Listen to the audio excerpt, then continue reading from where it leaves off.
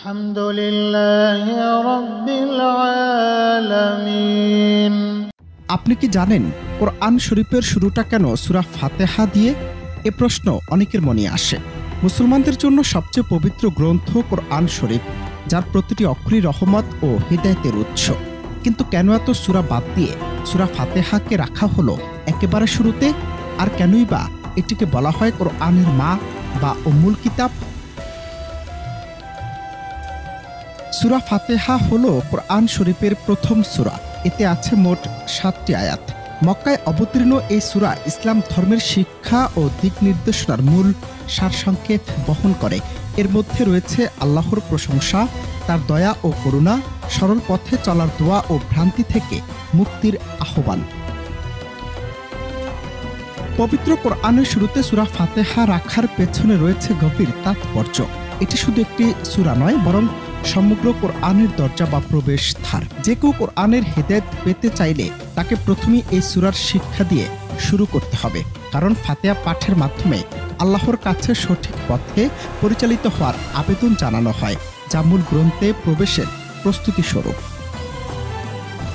আবার সূরা ফাতিহাকে বলা হয় উম্মুল কিতাব, অর্থাৎ কোরআনের মা, কারণ এই ছোট সূরাটিতে কোরআনের পুরো শিক্ষার সারসংক্ষেপ ফুটে উঠেছে। তাওহীদ বা এক আল্লাহর প্রতি বিশ্বাস, ইবাদতের উদ্দেশ্য, রহমত ও বিচার সবকিছু এখানে একত্রে পাওয়া যায়। অন্যদিকে হাদিসে এসেছে কোনো নামাজ সূরা ফাতিহা ছাড়া পূর্ণ হয় না, তাই একে কোরআনের মা বলা হয়। মুসলমানদের প্রতিদিনের নামাজে সূরা ফাতিহা অবশ্য পাঠ্য। প্রতিটি রাকাতে এটি পড়া ফরজ করা হয়েছে। কোরআনের অন্য কোনো সূরার এমন মর্যাদা নেই। আবার অনেক আলেমদের মতে রোগ শোক থেকে মুক্তি, দোয়া কবুলের জন্য সূরা ফাতিহা বিশেষভাবে পাঠ করা হয়ে থাকে। অর্থাৎ মুসলমানদের জীবনযাত্রার প্রতিটি ক্ষেত্রে এই সূরা অপরিহার্য। বিষ্ণু সাল্লাল্লাহু আরেকটি হাদিস, এটা সহিহ বুখারী এবং মুসলিমের হাদিস, তিনি বলেছেন লা সালাতা লিমান লাম ইয়াকরাউ বিফাতিহাতিল কিতাব। যে ফাতিহাতুল কিতাব মানে সূরা ফাতিহা পড়লো না, তার নামাজই হবে না। তার মানে হচ্ছে নামাজের মধ্যে অপরিহার্য হচ্ছে সূরা ফাতিহা। জি। এছাড়া বিষ্ণু সাল্লাল্লাহু এই সূরা ফাতিহাকে বলেছে এটা হচ্ছে আকীদা, এটা হচ্ছে ইবাদত, এটা হচ্ছে আখলাক এবং জীবন। আল্লাহর একত্ববাদ, আল্লাহর রহমত, আল্লাহর ক্ষমতা, এই পুরো বিষয়টা সূরা ফাতিহার মধ্যেই উল্লেখ করা হয়েছে।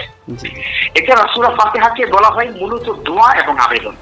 আর এই মূলত দোয়া এবং আবেদন আর কোরআনের বাকি অংশ যেটা রয়েছে, এটা হচ্ছে কোরআনের ব্যাখ্যা ও বিশদ শিক্ষা। তাহলে কি পেলাম? সূরাতুল ফাতিহা এটা মূলত দোয়া ও আবেদন, আর কোরআনের বাকি সকল আয়াত, এই 7 আয়াত ছাড়া বাকি সকল আয়াত মিলিয়ে এটা হচ্ছে তার ব্যাখ্যা ও বিশদ শিক্ষা। এজন্যই এটাকে বলা হয় উম্মুল কোরআন।